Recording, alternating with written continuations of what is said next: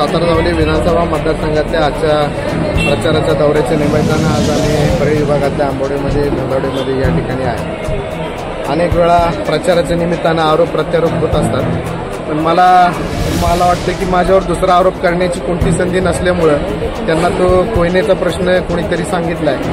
मुळामध्ये त्यांना अजून या तालुक्याची जाणच नीट नसल्यामुळं त्यांना ही कल्पना नाही की कोयना प्रकल्पाचं पुनर्वसन हे माझ्या वडिलांनी पाचही जिल्ह्यांमध्ये म्हणजे ठाणे, रायगड, सांगली, सातारा, सोलापूर या ठिकाणी करण्यामध्ये माझ्या वडिलांचा प्राधान्यक्रम होता आणि माझ्या वडिलांना आजही तिथले लोक दैवत मानतात। त्यामुळे अशा लोकांच्या कोणाच्या टाळीवरचं लोणं आम्ही खाल्लेलं नाही। पण मी या विभागामध्ये आल्यानंतर उरमडीच्या मला असं जाणवलं की उरमडी विभागातल्या बऱ्याचशा शेतकऱ्यांच्यावर दबाव टाकून नाममात्र गाडी मात्र रुपयाचा मोबदला देऊन ह्या लोकांच्याकडून जोर जबरदस्तीने जागा ज्या घेतल्या 300-400 एकर त्याचे सातबारे सुद्धा आम्ही काढलेले आहेत।